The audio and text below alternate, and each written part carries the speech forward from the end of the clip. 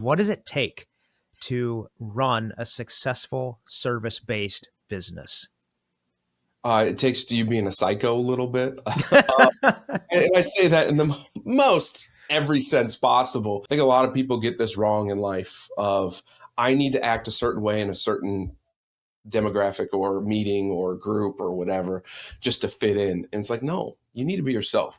If you've started a business or you have one, your exit strategy for your business, whether that's you dying disabled or retiring, right? You need to have that established first and foremost because your business is your biggest retirement tool.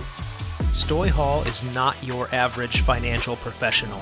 He takes a holistic approach to his clients' financial lives and applies it as CEO of Black Mammoth, an accessible family office. Stoy also brings his passion and years of experience to his show, the No BS Podcast, giving guidance, stories, and financial literacy to his audience. If you're an entrepreneur looking to get your financial house in order, or just looking for a place to start with understanding money, this episode is for you. Enjoy the show. Stoy Hall, I am so excited to talk to you, brother. Thank you so much for coming on. Appreciate you having me. And I love it. Entrepreneurship, get your ship in order. I love that a lot. Yeah, it's a little tongue-in-cheek humor, and that's my personality. I love dad jokes. The more they make you groan, the better. So I just couldn't resist in the name. Awesome, man. Well, I just want to jump right into it. Where did Black Mammoth start, and how has it grown over these years? Yeah, it started from a dream, really. I started in this industry, the financial industry, 14 years ago. And over time, I started to understand and learn like intricacies and how it really works, right? I've been through the insurance side, I've been through the investment side, and then I found upon this concept called the family office. And I really dove in, read a whole bunch of books, did my research, as much as you can, because most of those are private anyway. And I come to find out that like these are designed for the ultra wealthy. Like we're talking about 250 million plus, like a lot of money. They basically just have a team of people that work for them and take care of everything tip to tail, from their travels to lending to buying things to everything for them so that they can focus on their families and whatever brings them money. And I was like, how and why can't we do that for more modern everyday people, right? Why is that? Mm-hmm. And it really came down to the fact that like not everyone can afford to have an attorney on staff or a marketing team. You know what I mean? Like it's too expensive. And so I wanted to create a firm that specifically could help those business owners that are like not necessarily startups all the time, but are in that next phase, right? They're like, okay, we're successful, we're profitable, but like we need to go to the next step. And that came up with the modern family office concept. And I wanted to have a firm name that wasn't like Stoy Hall Wealth Management or the offices of Stoy Hall. You know what I mean? That to me, it makes me cringe, but also it doesn't market very well. And so I tasked my staff specifically at that point to say, hey, come up with a cool name. I want Black in it because being in the Black's awesome. I'm Black. All of those things work together. And he kicked it off to one of his brothers who's an artist in Nashville. And he said he did research and went Black Mammoth.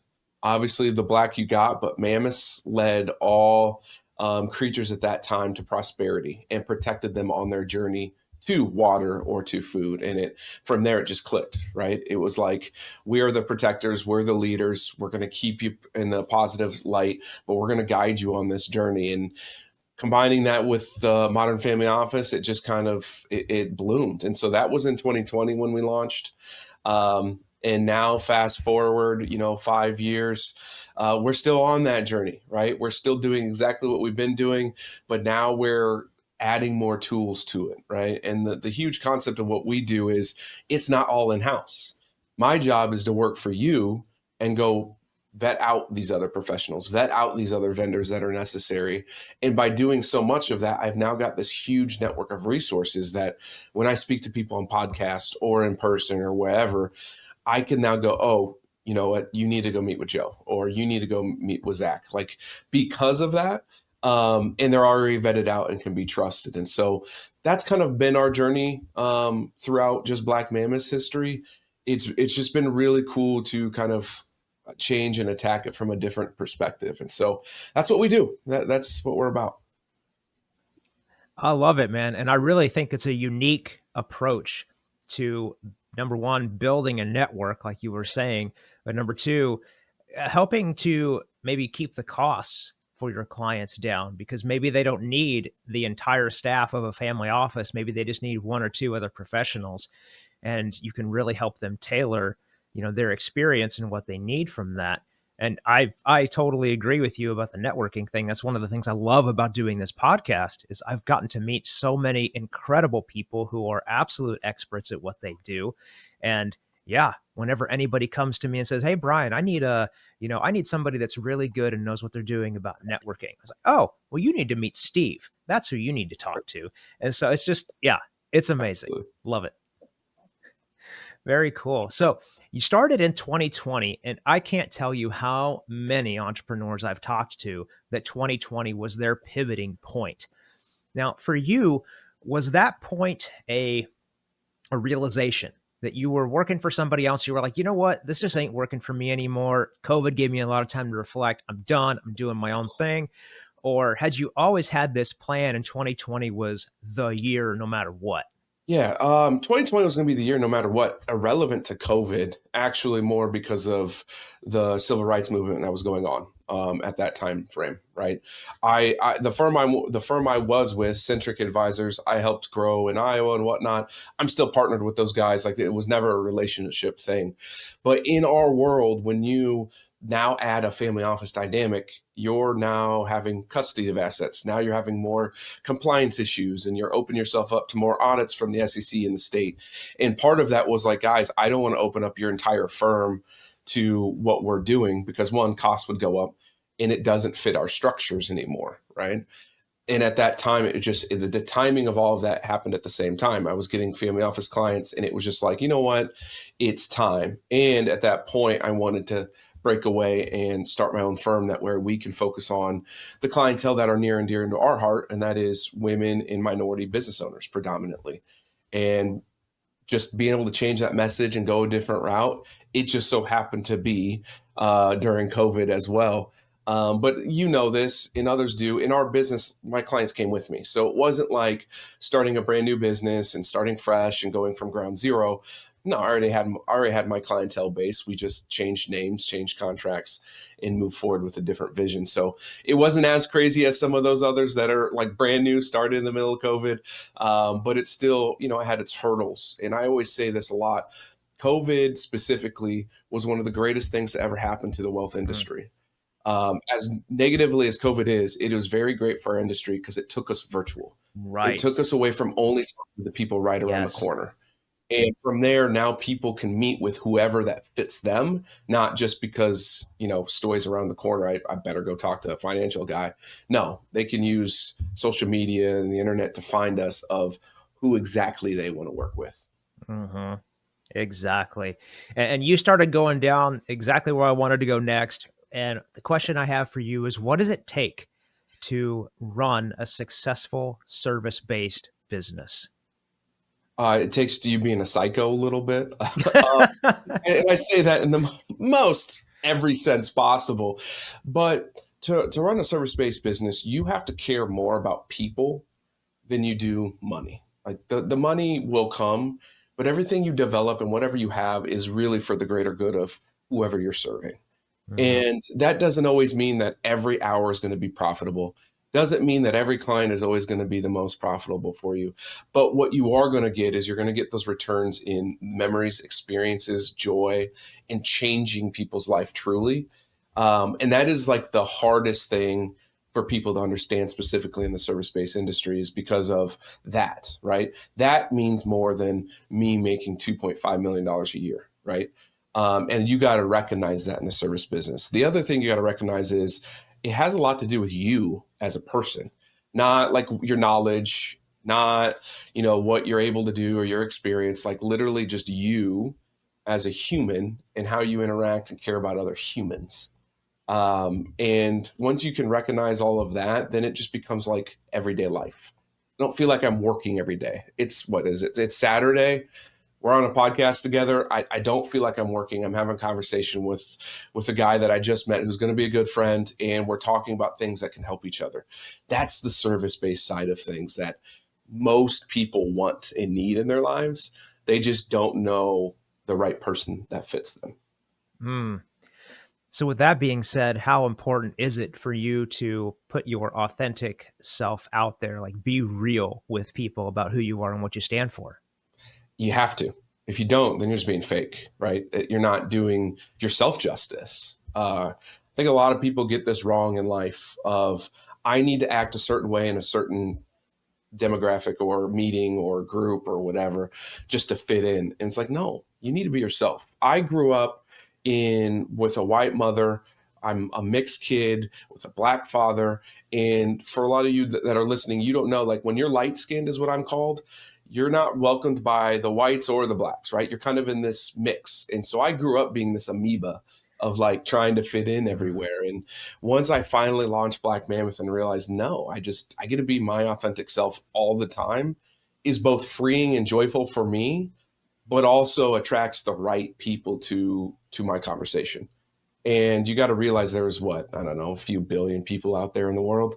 You're going to attract certain people. Like it's a numbers game. But if you don't speak up and be yourself, then you're just not going to be as happy. And really life's about being joyful. I really like that point of view. And I'm glad that you went into your family history a little bit there because I think you're right. A lot of people feel like they don't fit in or they can't be themselves. I went through that as well, even being, a white kid from the Midwest. I was awkward when I was younger. I didn't fit in. I wasn't popular. And it turned out that I had this thing that was embedded in me I didn't know how to deal with. It kept saying it's not okay to be you. Well, it took a long, long time to dig that out, but once it's out, you're right, freeing, so freeing. It's amazing.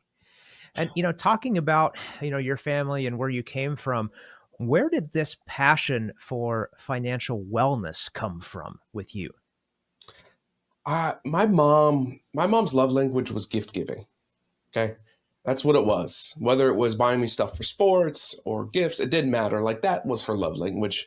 Took me a long time to figure that out, by the way. But I figured out that was like her love language. And growing up, we never were ahead. We were fine, but we never got ahead, right? There was never time where, my mom could take a month off because she has enough in savings and just take care of herself or whatever. And I started to learn a lot about that growing up. And then since she worked 12, 16 hours, I was always with friends, other friends' families that were more well off. And I started to recognize like, why doesn't my family know about this? Why don't Mm. my other friends' families know this stuff? And then obviously you fast forward to working at the Boys and Girls Club when I was in college and double down again, like they just don't know these things. Why is this? And then through my studies, I just kept researching, and it really comes down to this socioeconomic divide. Like, yeah, we have a race divide in the country, but the socioeconomic divide, rich to poor, is way bigger. And it's because the resources just aren't there. And I used to think it was always the literacy resources and the educational sources. They're there. It's now the mindset of those people to actually use those things and to overcome their trauma that they've had throughout their lives to get ahead. And that's been over the course. Obviously, I've been doing this for 14 years now. Like before, I thought it was just, oh, woe is us. Like we don't have enough information. It's not fair. To like now, like, no, it's out there. Now you just have to act on it. But how do you act on it when you don't know what you're going through from, your past? Mm. And you said, one of the things that's lacking is resources out there for people. Now, I want to push back on that just a little bit. In my opinion, it's not the fact that the resources aren't there, it's the fact that people don't know they exist. Would you agree with that? I would agree with that more 10 years ago than I do now, right? Interesting. Why is that? because of COVID and social media and all of this stuff now. If and I don't like TikTok from this perspective, but there's a lot of information, financial information out there now. People are getting information about it everywhere, whether it's good or bad. At least they have it. So for Hmm. me, they know where it's at now. I would have, I would agree with you 10 years ago. Now I know they know where it's at. There's plenty of resources. The issue now is the people won't act on it. They don't know how to act on it. Mm. And a lot of that comes from some type of money trauma. So when we ask clients or anyone new, we always ask, and I'll ask you this now is, what's your first money memory? Oh, very interesting. Okay. Um, Honestly, my first money memory, and it's so cool that you asked this. I've never been asked this before. My first money memory is sitting on the floor on the old 1970s green carpet of my parents' living room in front of our console TV, watching TV, and I'm sitting there with my Superman piggy bank, and I'm shaking it because I'm trying to save enough pennies to come up with $1 to be able to buy something that I've wanted, that I've been seeing on TV. And I think it was some like toy or like offered at McDonald's or something like that, right? You had to buy a meal and pay them $1 and you got this toy or whatever, right? And I wanted it. So I'm shaking this thing. I'm dumping my pennies out. I'm counting them. Like, do I have 100 yet? Do I have 100? That's my first memory. And now think about how has that shaped what you think about money throughout your life? Is that same theme common for you? Actually, yeah, it is. You know, saving has always been something that's been important to me. It always felt like it took forever to get to where I wanted to be. So yeah, it's very interesting. That's definitely been a recurring theme there.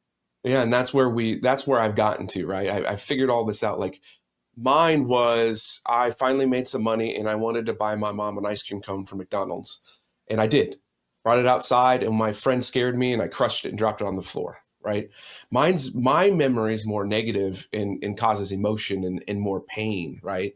And Mm, so I knew growing up that I wanted to avoid that. So I didn't really talk about money and I never really tried to buy things for people or even myself because I wanted to avoid that feeling, right?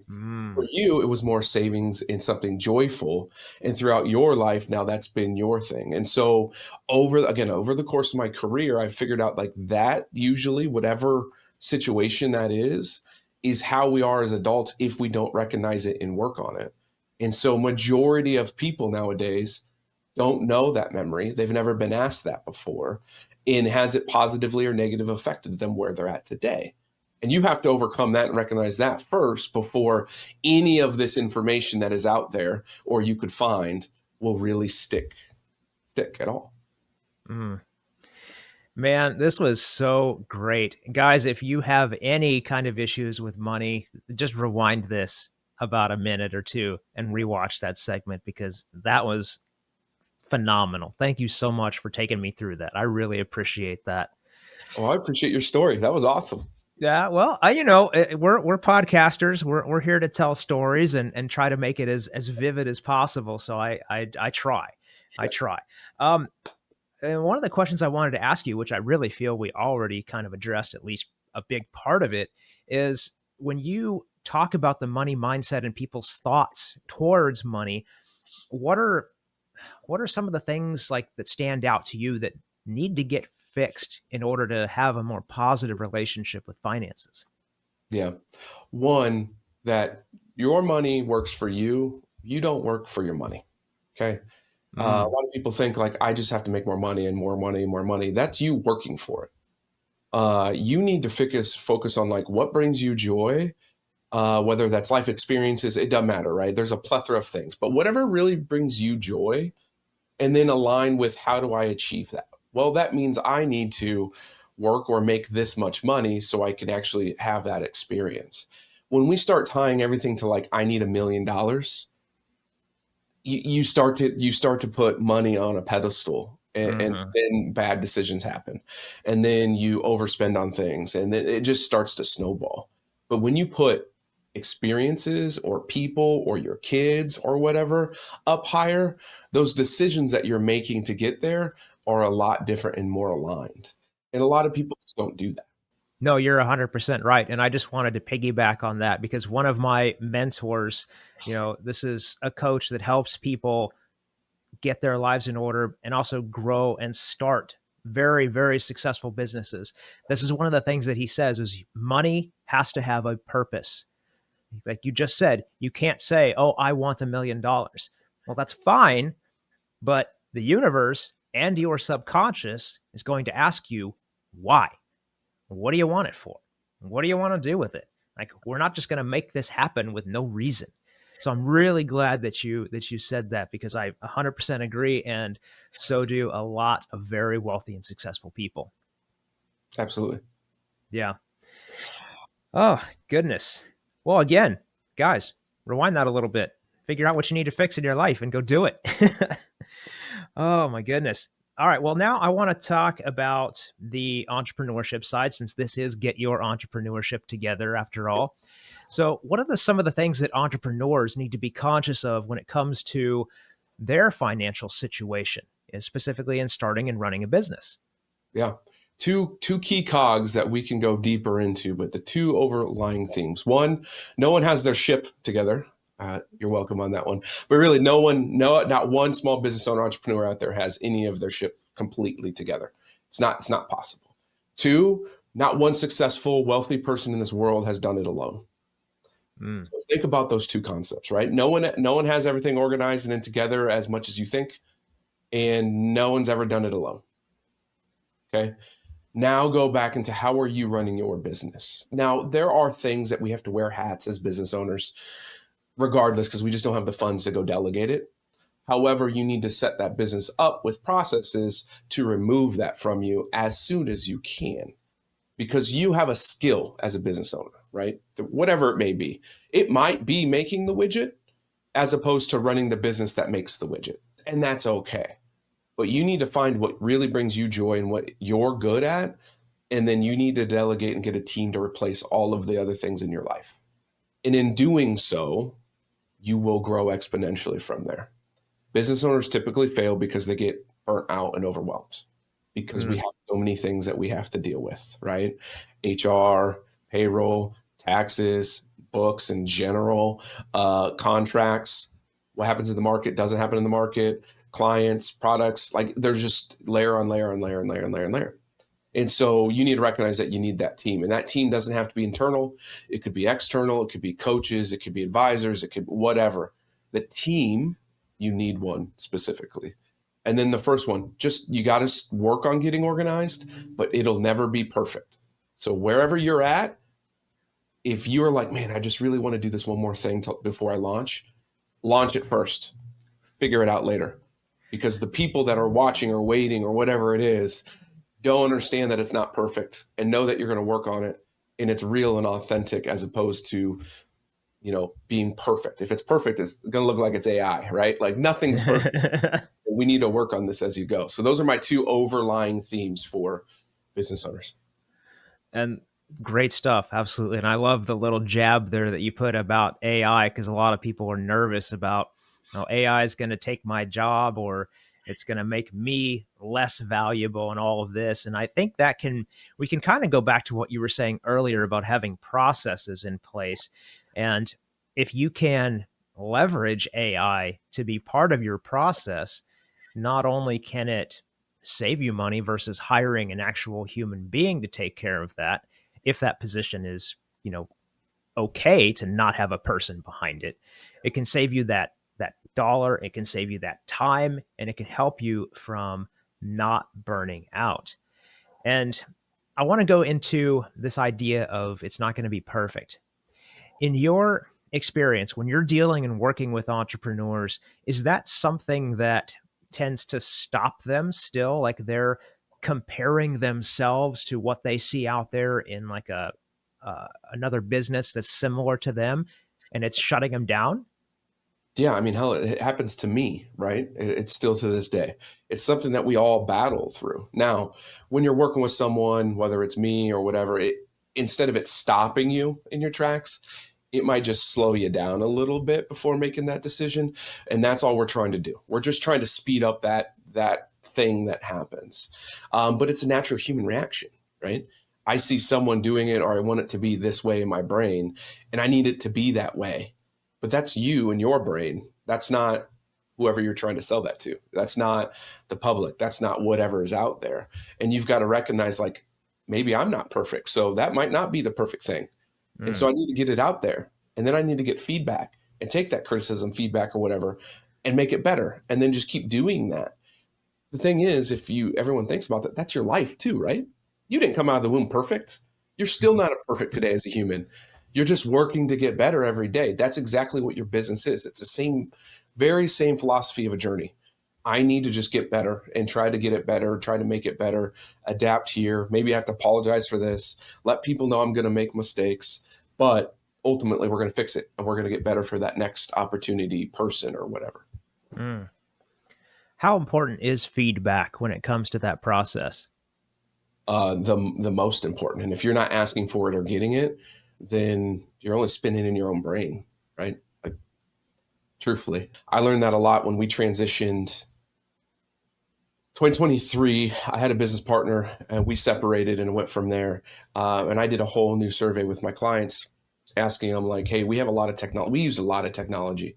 There's a lot of technology in the financial world.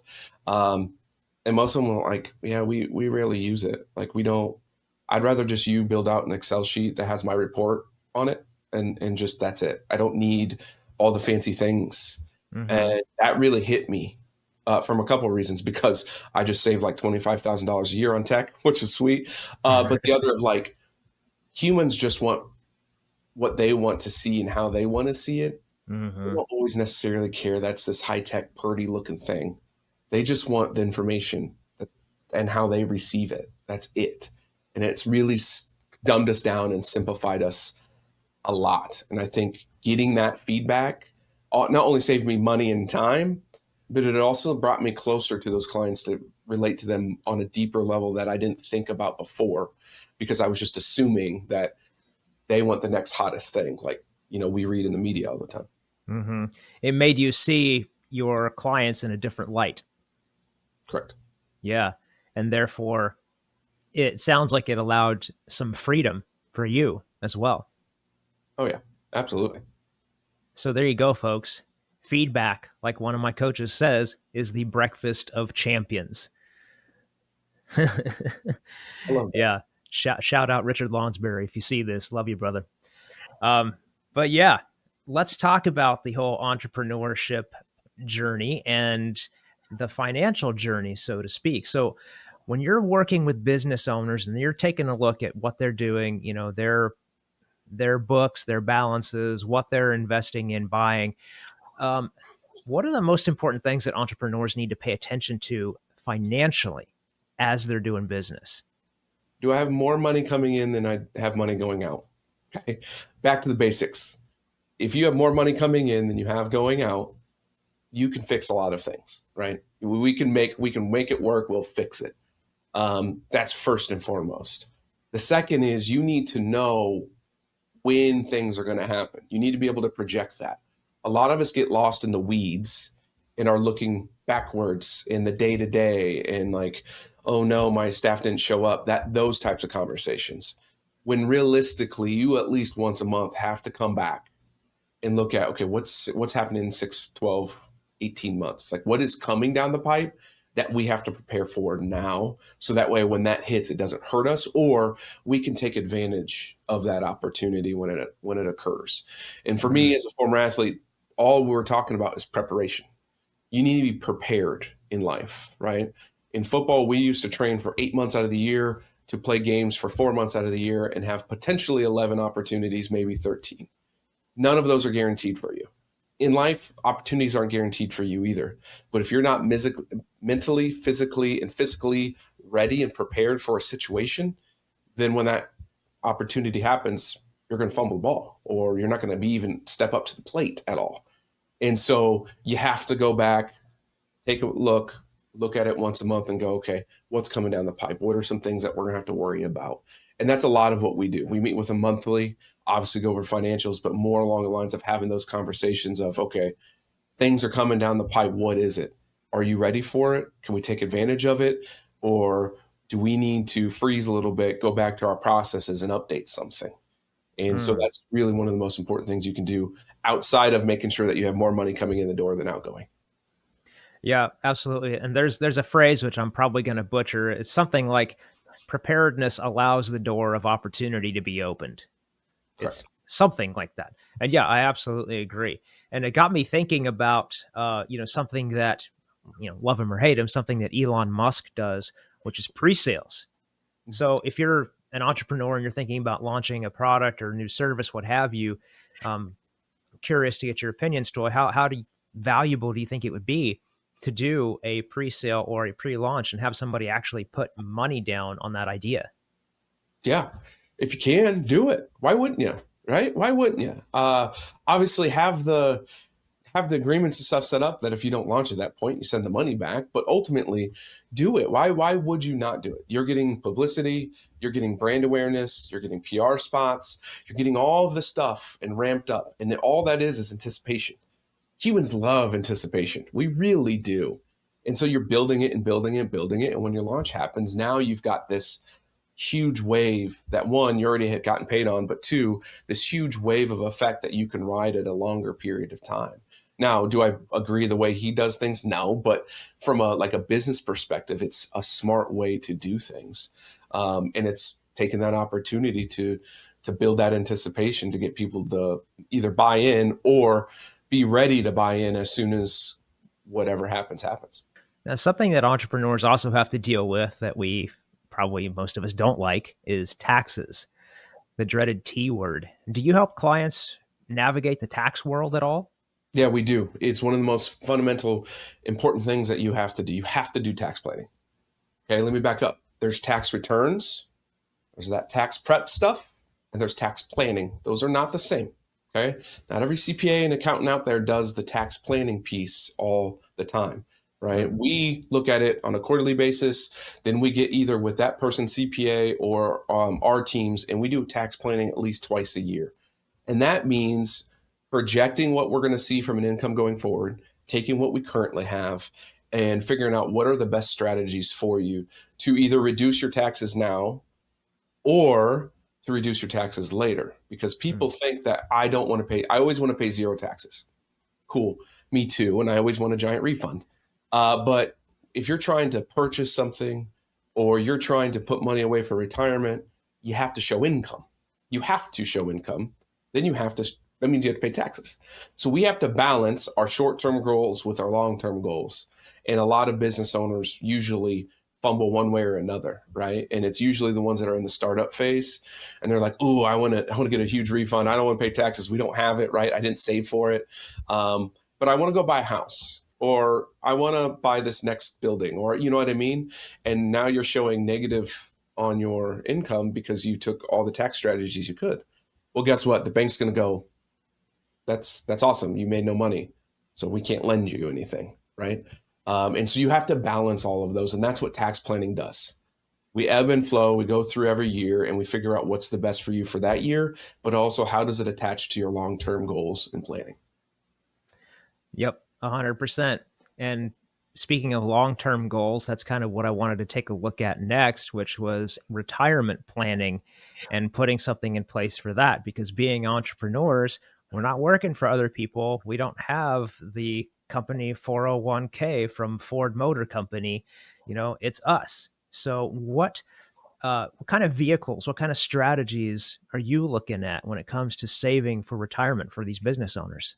Yeah, the first one is if you've started a business or you have one, your exit strategy for your business, whether that's you dying disabled or retiring, right? You need to have that established first and foremost because your business is your biggest retirement tool, regardless.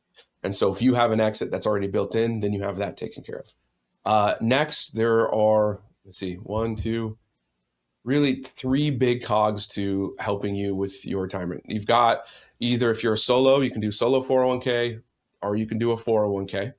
We love those. You can take advantage of those. Business owners can put in a lot more than regular, just old employees because you have more profits behind it. Two is an HSA. I'm a huge proponent of HSAs. I think all business owners should have them. It allows us to have tax-free growth as well for healthcare, but also you can invest that and have that for retirement down the road as well. So you have an HSA account, a 401k, and then life insurance, because life insurance is probably going to be something that takes care of you, whether it's your passing or maybe it's a buy sell with a business partner somewhere down the road that will help boost either for you or for your loved ones, again, at the end of the day.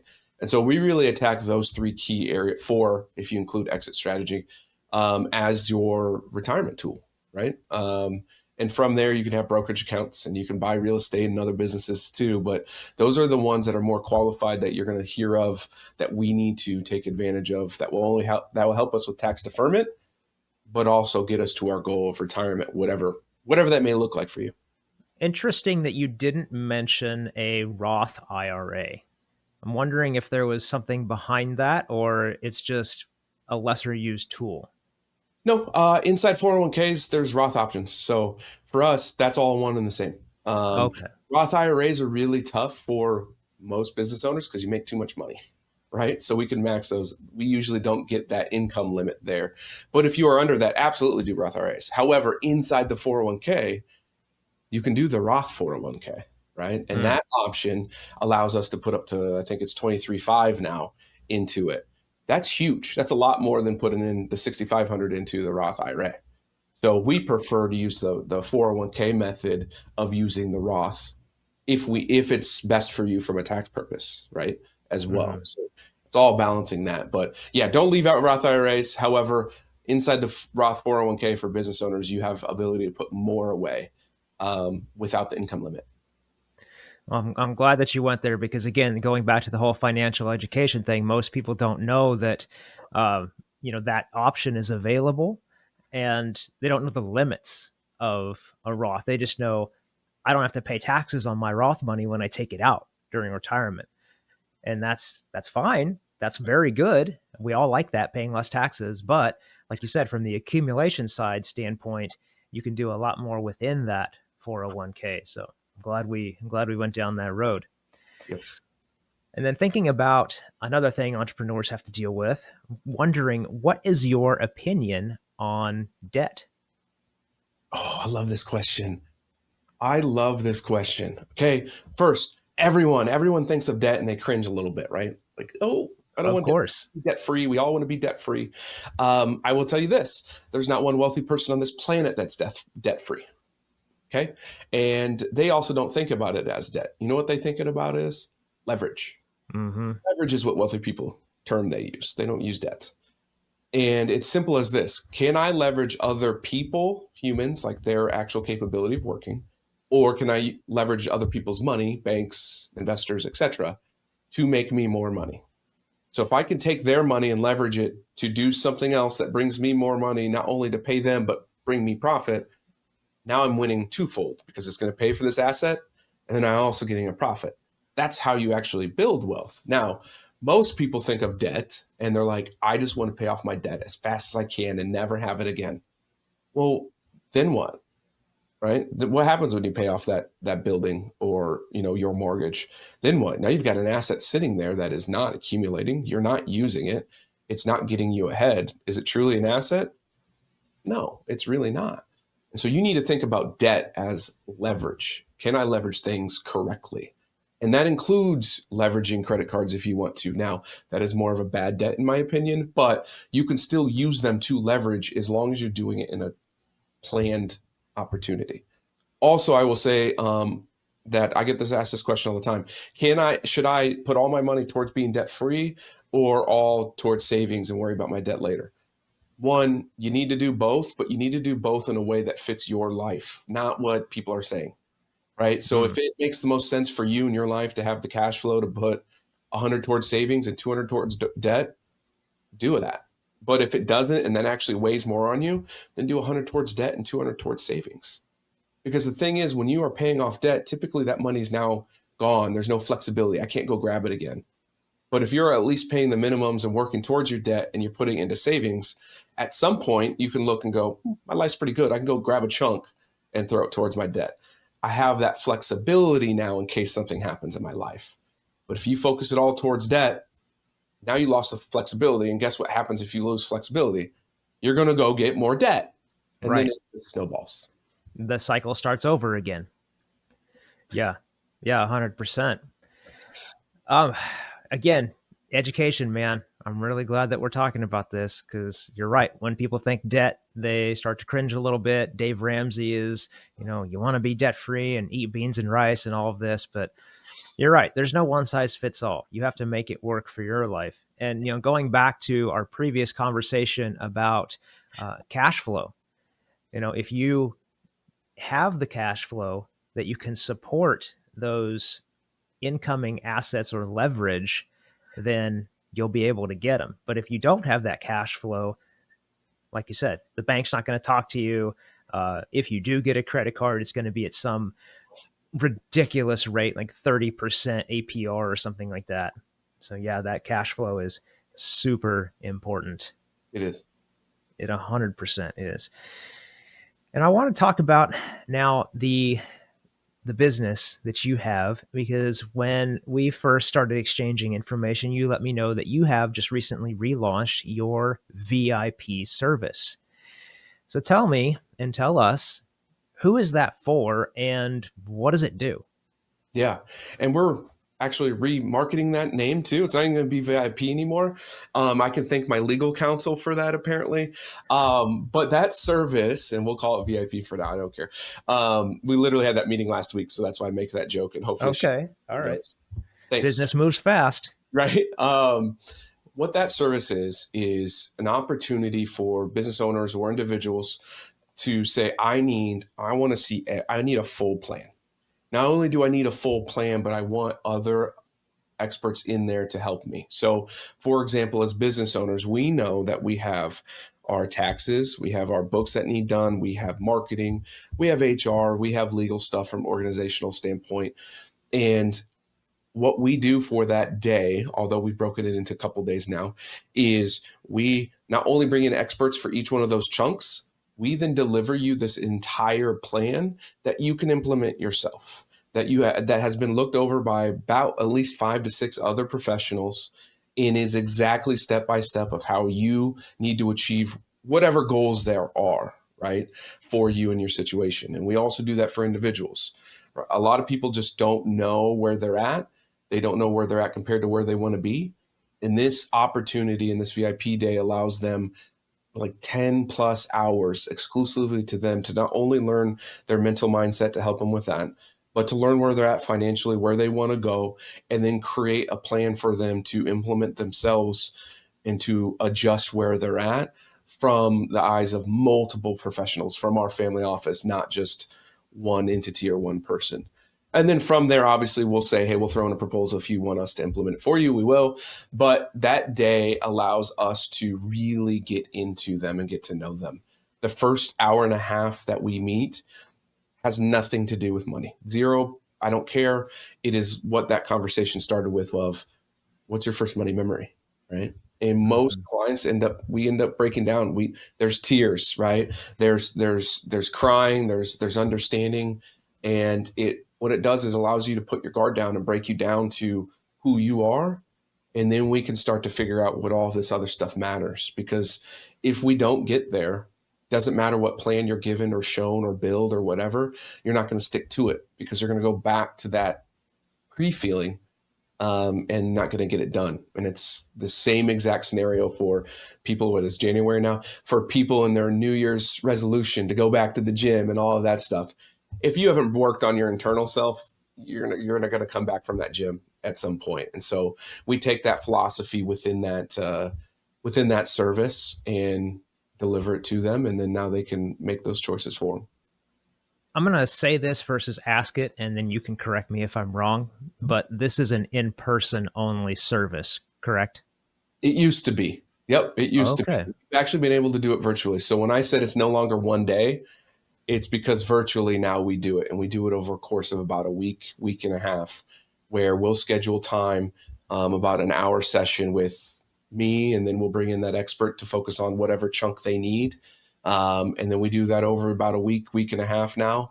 And then we deliver that full plan about a week and a half after that. So all in all, we're like almost a month together, figuring this thing out, building it out, and then having something that is deliverable for them. Perfect. Well, I wanted to ask because we had that, our previous conversation about, COVID and taking things digital in this industry. So, but it sounds like, well, no, you do. You make a very genuine connection with people, a very real connection first, and then dive in. And the fact that you're able to do that both in person and digitally or virtually, that speaks a lot about the type of service that you have and the people that you are. So congratulations on that. Thank you. Yeah, absolutely. Well, Stoy, this has been an amazing conversation, and I don't want to leave it without people knowing where the heck can they find you, get into your world, start getting some of your knowledge and value, and maybe get into that VIP day. Where do we go? Absolutely. One, if you just Google Stoy Hall, you're going to find a lot. Okay. I am everywhere. I'm on every social media platform possible. But truthfully, just go to blackmammoth.com and find me. They're going to have everything there. You also can learn a lot from nobswealth.com, which is my podcast. We are also on the YouTube, the Twitter, the TikToks, every social media platform. Just Google those three things and you'll be all right. And then I do have a new launch coming out on February 6th, which is my birthday. So shout out to myself on that one. Happy early birthday. YouTube and podcast series called Let's Get Real. And it's me being completely unhinged about topics that's going to matter to you, right? Whether that's from a financial perspective and how it relates back or what's going on in the world, you're going to get me fully unhinged in that regards too. So there's a lot of opportunities and resources that we put out for you. I only have one ask that I ever do as a guest, and that is people just comment and share or DM us. And I don't care about the algorithm. We really want to help you. And the only way we can help you is if we know what you're asking. And if you don't communicate, there's nothing we can do. And whether that's, hey, just Stoy, I want to know more about X, that's enough. Or DM me and say, hey, I have this situation. Can you help me? And we're going to be able to guide you in the right way to get that done. So that's my only ask I ever have, is really just start to communicate so we can help you, and don't be afraid. Because there's one thing I've learned in this life is you're not alone. There are a lot of people in your similar situation, and there's a lot of us trying to help you. So we can't reach you if you don't communicate. Perfectly said.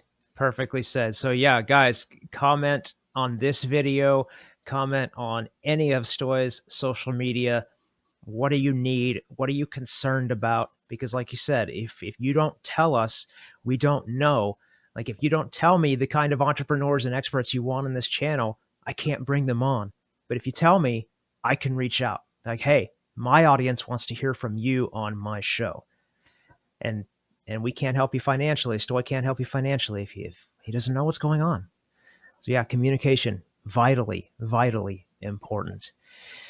Well, again, Stoy, thank you so much. This has been an amazing conversation filled with so many insights and things that people need to take a look at. I can't thank you enough for this conversation. I can't thank you. I appreciate you and everything that you do, honestly. Thank you. Truly appreciate that, brother. All right, guys. Well, you know what to do. We already said it. I'm going to say it again. Share this show. Get it out to everyone in your network, because this financial information is not out there. It is not being taught in school. It is not being taught in families. And especially if you're an entrepreneur, like I know you are watching this channel, you need this knowledge and this awareness. So share the show with your network, like it, subscribe if you're not already, and peace. We'll see you in the next one.